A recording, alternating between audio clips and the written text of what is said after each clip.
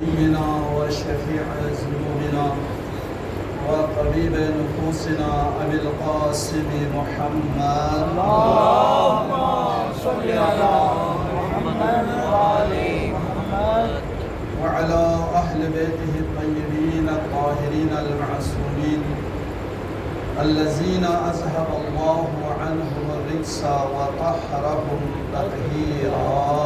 اللهم صل على محمد وآل محمد واللعنة الدائمة الأبدية على أعدائهم ملعونين من يومنا هذا إلى قيام يوم الدين.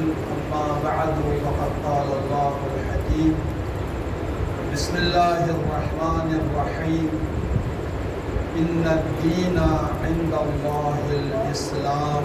صلوات اللهم صل على محمد وآل محمد. خالق کائنات، مالک ارض و سما، وارثان قرآن کے صدقے میں آپ تمام مومنین کو، محبان اہل بیت کو، عزاداران مظلوم کربلا کو، جہاں جہاں بھی عزاداری میں مصروف ہے، سوائے غم حسین کے، سوائے غم اہل بیت کے کوئی غم نہیں. اور یہ عزاداری، یہ مجلس حسین، یہ ہمارے ہاتھوں میں بطول کی امانت ہے، رسول کی امانت ہے، علی کی امانت ہے. اس عزاداری کو بطول کے خواہش کے مطابق منانے کی ہم سب کو توفیق عطا فرمائے. مومن کرام، ایام عزا ہے. آج محرم کی 9ویں رات ہے. یاد رکھو، یہ عزاداری، یہ مجلس حسین، یہ ہماری عادت اور رسم و رواج نہیں ہے، یہ ہماری عبادت ہے، بلکہ ہماری پہچان بھی ہے، ہمارا ایمان بھی ہے، اور ادائے اجر رسالت بھی ہے. اور جہاں جہاں عزاداری ہوتی ہے، وہ گھر میں ہو یا گلی میں ہو، مسجد میں ہو یا امام بارگاہ میں ہو، وہ درسگاہ حسینی ہے، دانشگاہ حسینی ہے. اس مجلس کا، اس درس حسینی کا آغاز کب ہوا؟ 200 سال پہلے نہیں، واقعہ کربلا کے فوراً بعد شروع ہوا ہے، آج تک جاری ہے، اور انشاءاللہ قیامت تک یہ سلسلہ جاری رہے گا. اور اس مجلس حسین کی، اس درسگاہ حسین کی پہلی ذاکرانی کا نام زینب، اور اس مجلس حسین کے پہلے ذاکر کا نام سید سجاد ہے. اب آپ مجلس کی عظمت کو خود سمجھے. یہ مجلس ہمارے ہاتھوں میں کن کی امانتیں ہیں. خدا ہمیں مجالس میں شرکت کی توفیق بھی دے، اور ان مجالس کی عظمت کو سمجھنے کی بھی توفیق دے. مومنین کرام، خالق کائنات کی بے شمار نعمتیں ہمارے لیے، اتنی نعمتیں ہم گن ہی نہیں سکتے. ہمارے جو وجود ہے، آپ کائنات کی بات چھوڑ دو، جو آپ سانس لیتے ہیں، جو ہوا ہے، جو پانی ہے، دیگر نعمتیں ہیں، وہ اپنی جگہ. آپ اپنے وجود کے ظاہر اور باطن میں دیکھو، اس میں جتنی بھی نعمتیں اللہ کی ہے، ہم ان نعمتوں کو بھی شمار میں نہیں لا سکتے. جتنی نعمتیں اللہ کی ہمارے لیے ہے صرف ہم نہیں کہتے کہ تم شمار نہیں کر سکتے، بلکہ خالق کا ارشاد ہے ان تعدوا نعمت اللہ لا تحصوها. اگر تم اللہ کی نعمتوں کو شمار کرنا چاہو تو ہرگز شمار نہیں کر سکتے. اتنی نعمتیں خدا نے ہمیں عطا کیا ہے، مگر یاد رکھو یہ مجلس حسین، یہ عزاداری حسین، یہ ممبر حسین، یہ ہمارے لیے خدا کی تمام نعمتوں میں سب سے عظیم نعمت ہے. اس لیے آج ہم جو کچھ ہیں اس عزاداری کی بدولت، اس مجلس حسین سے ہمیں دین ملا، علم ملا، خدا کو پہچانا، اللہ کی معرفت ہوئی. اس مجلس حسین میں آ کر ہمیں ادب ملا، ادب سکھا ہے تو مجلس حسین. حقوق اللہ اور حقوق العباد کو سمجھا مجلس حسین میں آ کر. حلال اور حرام کی تمیز ہوئی ہے تو اس مجلس حسین میں آ کر. یہ کتنی عظیم نعمت ہے، ہمیں سب کچھ ملا ہے اس مجلس میں آ کر. مگر مومنین 8 دن گزر گئے، ابھی پورا 2 مہینے ایام عزا ہے. ان تمام ایام عزا میں آج مجلس میں شرکت کرنے کے بعد یہ ایام گزر جائیں اور ہم پھر بھی دیندار نہ بن سکے. اتنے مجالس میں شرکت کرنے کے باوجود ہم پھر بھی دیندار نہ بن سکے، پھر بھی ہم بے علم رہے، بے معرفت رہے، بے عمل رہے، آل محمد کی عظمت کو نہ سمجھا سکے، نہ سمجھ سکے، حلال و حرام کی اب بھی تمیز نہ ہو، حقوق اللہ اور حقوق العباد پھر بھی پامال ہو، اور والدین کے اس ایام عزا نکلنے کے بعد بھی نافرمان ہو، تو پھر سمجھ لو یہ عزاداری ہماری عبادت نہیں تھی، یہ ہماری عادت تھی. اس مجلس حسین میں آ کر ہماری روح کو غذا ملتی ہے. اس مجلس حسین میں آ کر ہمارے مردہ دلوں کو نئی زندگی ملتی ہے. اور یہ مجلس کیا ہے؟ یہ مجلس ادائے اجر رسالت کا بہترین ذریعہ ہے. محمد وآل محمد بلند الصلوات اللہم صل علی نعرہ حیدری. لہذا حسین محسن اعظم بھی ہے، حسین محسن انسانیت بھی ہے. یہ حسین کا بڑا احسان ہے کہ اتنی بڑی قربانی دے کر ایک درسگاہ کھول کے گئے جس میں کوئی معیار نہیں ہے سن کا، تعلیمی قابلیت کا. ہر قسم کے لوگ آتے ہیں، بلانے کی بھی ضرورت نہیں ہے، خود آتے ہیں، بال بچوں کو چھوڑ کے آتے ہیں، کاروبار کو چھوڑ کے آتے ہیں. تو دعا کرے اللہ تعالیٰ ہمیں اس عزاداری سید الشہداء سے صحیح معنوں میں درس حاصل کرنے کی توفیق عطا فرمائے. اور یہ دین، جس دین پر حسین نے بڑی قربانی کی ہے، اس دین کو سمجھنے کی توفیق عطا فرمائے. خالق کائنات کا بھی پسندیدہ دین دین حسین ہے. تو حسین کا دین ہے، وہ خالق کا پسندیدہ دین ہے. ارشاد رب العزت ہے ان الدین عند اللہ الاسلام. لفظ ترجمہ کرتا ہوں، یقیناً دین اللہ کے نزدیک اسلام ہی ہے. یعنی اگر کوئی دین اللہ کے نزدیک ہے اس کائنات میں وہ دین اسلام ہی ہے. یہاں سوال پیدا یہ ہوتا ہے کہ اس کائنات میں مختلف ادیان پائے جاتے ہیں. بہت سارے مذہب ہیں, بہت سارے ادیان ہیں. 4 ادیان اہل کتاب ہے, یہودی, عیسائی, مجوسی اور اسلام. یہ چاروں مذہب جو ہے یہ اہل کتاب ہے.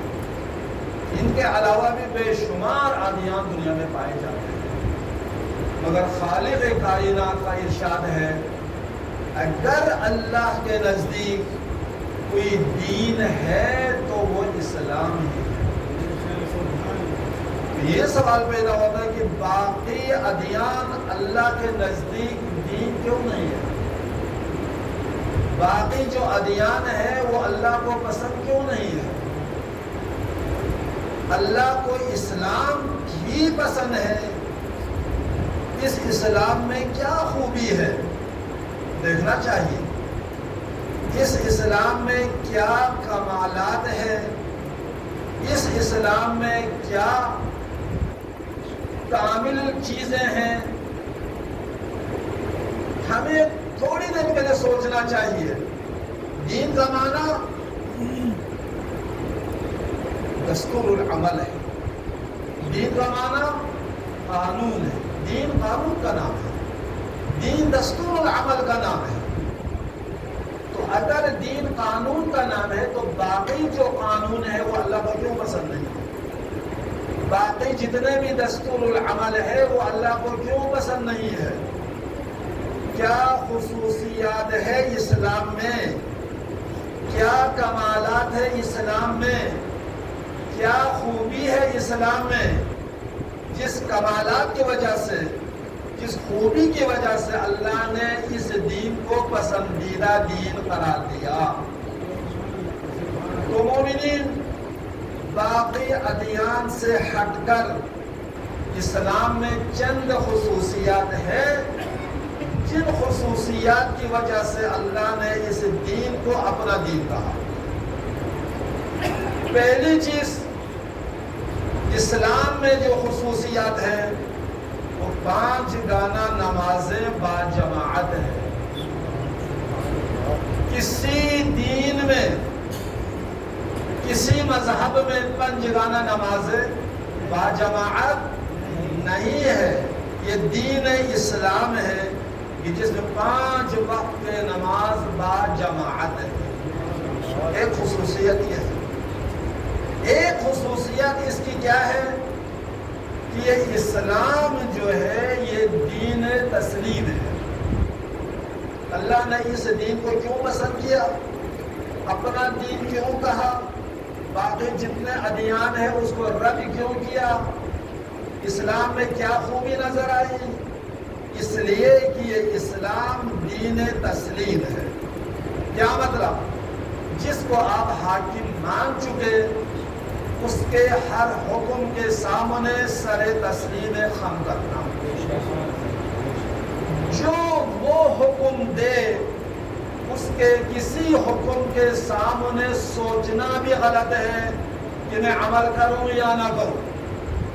جو بھی وہ حکم دے اس کے کسی حکم کے سامنے کیوں کہنا یہ بھی تسلیم کے منافی ہے. لہذا اسلام دین تسلیم ہے. اس تسلیم کی وجہ سے اللہ نے اس دین کو پسندیدہ دین قرار دیا. اس کا مطلب یہ ہوا کہ ہمیں ابھی تھوڑی دیر کے لیے سوچنا چاہیے. مومن بعد میں ہے, متقی بعد میں ہے. پہلے یہ دیکھو کہ ہم صحیح معنوں میں مسلمان بھی ہیں یا نہیں. اگر یہ دین تسلیم ہے, حاکم کے ہر حکم کے سامنے سر تسلیم خم کرنے کا نام ہے, تو ہمیں تھوڑی دیر پہلے سوچنا چاہیے. ہر کوئی اپنے اپنے گریبان میں جان کر خود فیصلہ کرے کہ میں ابھی مسلمان بھی ہوں یا نہیں ہوں، یعنی اللہ کے ہر حکم کے سامنے سر تسلیم خم کرتا ہے یا نہیں ہے۔ اسلام کی منزل بہت بلند ہے، اس کے بعد ایمان کی منزل، اس کے بعد تقویٰ کی منزل۔ پہلے اسلام کی منزل دیکھو، اتنے بلند ہے اسلام کی منزل کہ اگر وہ حکم دے کہ آگ میں کود جائیں تو آگ میں کودنے سے گریز نہ کریں۔ یہ حاکم کے حکم کے سامنے سر تسلیم خم کا نام اسلام ہے۔ اور حاکم اگر حکم دے آگ میں کود جائیں تو کود جائیں۔ کتنے حاکم ہیں ہمارے؟ اللہ ولی، ولی کا معنی کیا ہے؟ حاکم ہے۔ اللہ ولی، نبی ولی، 12 کے 12 ولی، یہ سارے کے سارے ولی ہے، ٹھیک ہے؟ حاکم ہے، ولی کے معنی حاکم۔ اللہ ہمارے اوپر حاکم ہے، نبی ہمارے اوپر حاکم ہے، علی سے مہدی تک 12 کے 12 حاکم ہے۔ حاکم کے حکم کے سامنے سر تسلیم خم کرنے کا نام اسلام ہے۔ وہ اگر حکم دے، یا اللہ حکم دے، یا نبی حکم دے، یا امام حکم دے، آگ میں کود جاؤ، اگر وہاں کیوں کا سوال ہوا تو پھر سمجھ لے تم پورے مسلمان نہیں ہے۔ منزل تسلیم یہ ہے، وہ حکم دے آگ میں کود جائے، گریز نہ کرے، آگ میں چلا مارے۔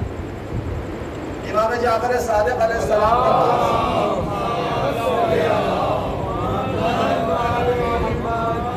سہل بن حسن خراسانی آیا خراسان سے، دیکھا گوشہ نشین ہے، حکومت دوسروں کے پاس ہے، آل محمد کو گوشہ نشینی پر مجبور کیا ہے۔ اس نے عرض کے فرزند رسول کی حکومت آپ کا حق ہے،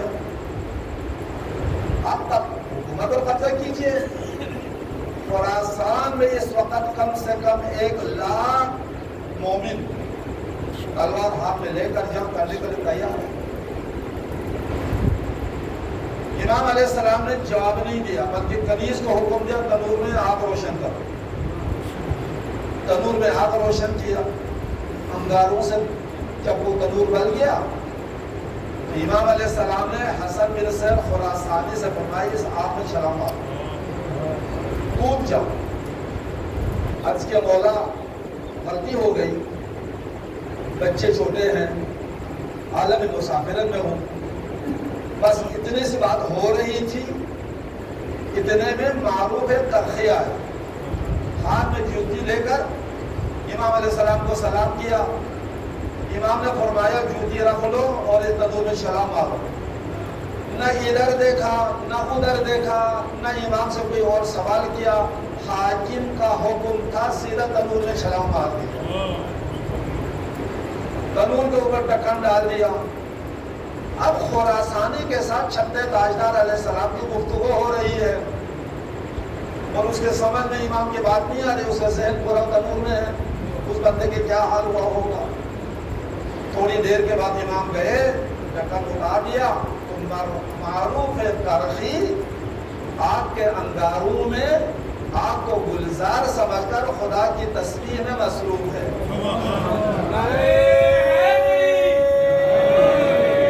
تکبیر،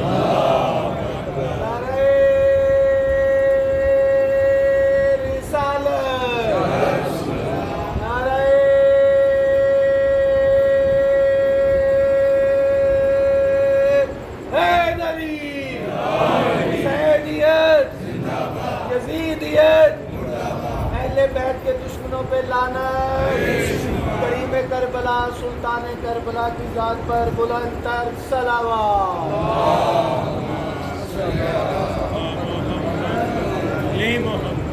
اسلام کیا ہے؟ اسلام کی منزل یہ ہے، اسلام تسلیم کا ہے۔ حاکم حکم دے، اس کے ہر حکم کے سامنے سر تسلیم خم کرنا۔ اگر وہ حکم دے آگ میں کود جاؤ، گریز نہ کرے۔ اگر وہ حکم دے جوان بیٹے کے گلے پر چھری چلاؤ، وہاں چھری چلانے میں گریز نہ کرے۔ اگر وہ حکم دے جوان بیوی کو اور معصوم بچے کو اس بے آب و گیا صحرا میں چھوڑ کے آ جائیں، وہ چھوڑ کے آ جائیں۔ خدا کے کسی بات پر کیوں کا لفظ استعمال نہ کرنا اور اسے ہر حکم کے سامنے سر تسلیم ہم کرنے کا نام اسلام۔ یہ اسلام کی منزل کیا ہے؟ یہ اسلام کی منزل حضرت ابراہیم علیہ السلام سے پوچھو، اسلام کی منزل کیا ہے؟ ایک دفعہ اللہ نے کہا ابراہیم اسلم، مسلمان ہو جاؤ، میرے ابراہیم میرے نبی مسلمان ہو جاؤ۔ اس اسلام کا مطلب یہ نہیں تھا کہ تم کلمہ نہیں پڑھتا کلمہ پڑھ لو۔ اسلم کا معنی تسلیم تھا، میرے خلیل میرے نبی اسلم مسلمان ہو جاؤ، یعنی جو میرے طرف سے آرڈر آئے میرے ہر حکم کے سامنے سر تسلیم خم کرو، تجھے کوئی چیز رکاوٹ نہ بنے، میرے کسی حکم کے سامنے کیوں نہ کہے، کیوں کہنا ہی تسلیم کے منافی ہے۔ حضرت ابراہیم علیہ السلام نے نہیں عرض کیا پروردگارا مجھے کیوں کا حق ہی نہیں ہے تو مجھے تھوڑی دیر سوچنے کا موقع دے کہ تیرے ہر حکم کے سامنے سر تسلیم خم کروں یا نہ کروں۔ حضرت ابراہیم علیہ السلام نے بلا توقف جب اللہ نے کہا اسلم مسلمان ہو جاؤ، اسی وقت جواب دیا اسلمت لرب العالمین، میں عالمین کے پروردگار کے سامنے جھک چکا ہوں، جہاں مجھے چاہے آزما لے۔ سب سے سخت ترین امتحان آیا حضرت ابراہیم علیہ السلام، پہلا جو امتحان تھا اس کے بعد جب دوسرا پرچہ آیا پہلا پرچہ بھول گیا، اتنے سخت ترین امتحانوں سے گزرنے کے باوجود حضرت ابراہیم علیہ السلام نے کسی موقع پر لفظ کیوں استعمال نہیں کیا۔ اسلمت لرب العالمین کے منزل سے گزر گئے۔ ہم تھانہ دار کے سامنے حق کی بات نہیں پوچھ سکتے، لیکن جب اسلمت لرب العالمین کی منزل سے گزر گئے تو اللہ نے سب سے پہلا حکم یہ دیا کہ میرے ابراہیم جاؤ اس بدمعاش اعظم، اس متکبر مزاج انسان کو، اس خدائی دعویدار انسان کو، نمرود کو بڑے دربار میں جا کر تبلیغ کرو کہ نمرود خدا تو نہیں ہے، خدا وہ ہے جو تیرا بھی خالق ہے میرا بھی خالق ہے۔ بھائی بڑے دربار میں نمرود جیسے ظالم کے سامنے حق کی آواز کو بلند کرنا یہ معمولی بات نہیں تھی۔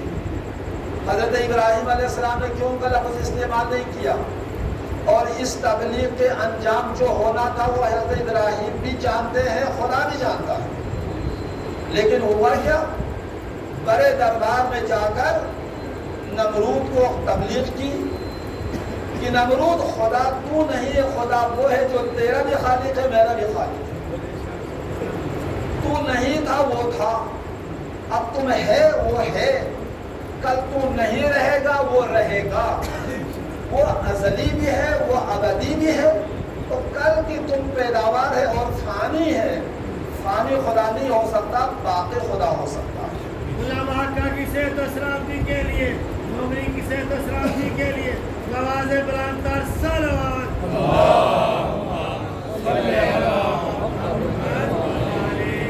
اس تبلیغ کے نتیجے میں حضرت ابراہیم علیہ السلام کو موت کی سزا دی، اور موت کی سزا میں سخت ترین سزا کیا ہے؟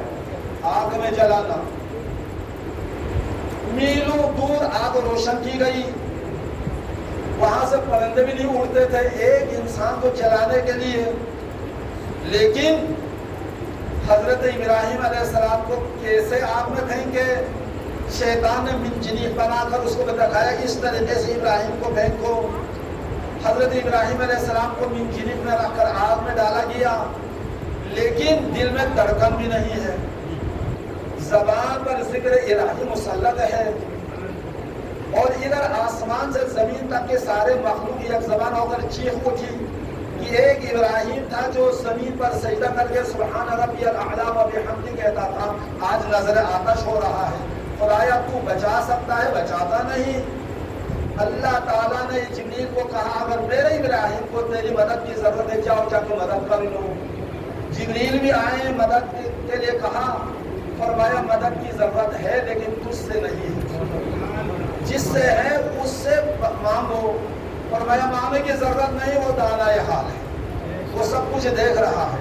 بس اس منزل پر آ کر خدا نے آگ کو براہ راست حکم دیا، یا نار کونی بردن وسلام علی ابراہیم، اے آگ تجھے حرارت دینے والا بھی میں ہوں، اس کو عہدہ نبوت پر فائز کرنے والا بھی میں ہوں۔ اب میرا حکم ہے میرے ابراہیم سے اپنے حرارت کو ہٹا دیں۔ آگ کو ٹھنڈا کر کے اللہ نے قیامت تک کے لوگوں کو یہ سبق سکھایا، میں ابراہیم کو جلانا نہیں چاہتا بلکہ دنیا کو یہ بتانا چاہتا ہوں جو میرے بندے ہوتے ہیں وہ آگ میں جانا قبول کرتے ہیں لیکن میرے حکم کے سامنے کیوں نہیں کرتے؟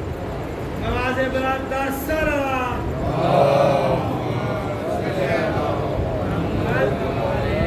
یہ منزل ہے اسلام کی۔ اس اسلام کو بچانے کے لیے، اس اسلام کو اپنے حقیقی شکل میں رکھنے کے لیے آل محمد نے کتنی قربانی کی۔ اس اسلام کو اپنے اصلی حالت پر باقی رکھنے کے لیے آل محمد کتنے امتحانوں سے گزرے، ورنہ علی کمزور نہیں تھے، علی کمزور نہیں تھے کہ فاطمہ زہرا کے پہلو زخمی کرے، علی چپکے سے دیکھتے رہے۔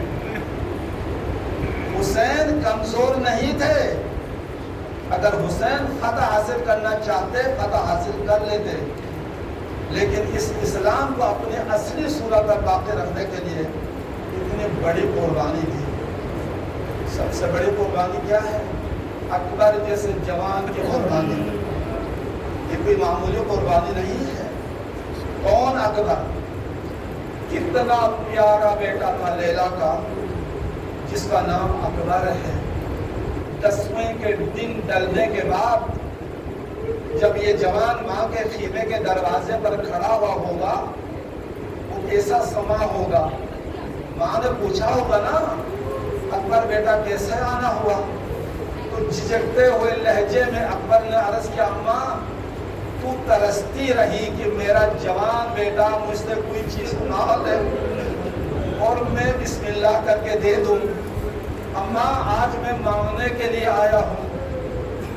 جناب لیلا فرماتی ہے ہاں بیٹا جو چاہے مانگ لو لیکن میرے حیثیت کو دیکھ کر مانگنا، میں مدینہ میں نہیں ہوں، میں کربلا میں ہوں۔ علی اکبر نے عرض کیا اماں میں وہی چیز مانگوں گا جو آپ کے پاس ہوگی۔